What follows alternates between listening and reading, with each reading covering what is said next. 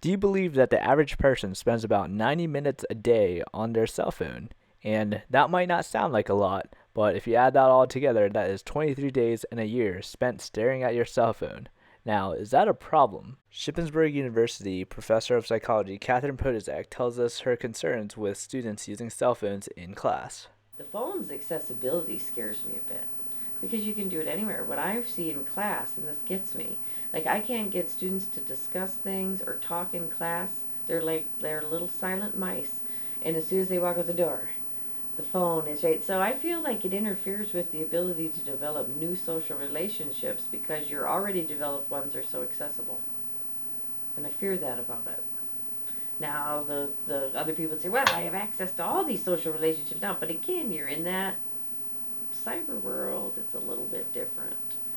A little bit different than face-to-face types of things. So I fear that students don't network with each other when they meet in a class because they still have all the people they know at their fingertips. And I've actually heard people say this, I have enough friends. Wow. There's always room for a new friend. We've kind of gotten out of control with the social contingencies with the phones, I think, in terms of we just have them all. Well, we have to put it in our syllabus. You know, that I take 10 points off if I see them in class. I don't want to see them. You know, it's gotten so pervasive, it's just ridiculous. And you still see students with them hidden under their desk. And, I mean, really? It's an hour and 15 minutes. I can't leave it alone. I would never take my phone to class. I decided to walk around campus and ask students whether or not they use their cell phones in class. Yes. Yes, normally during most of my classes. You bet. Yes, depending, but I definitely do.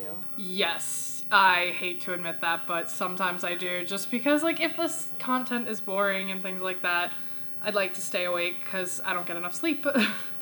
Only sometimes whenever I'm bored.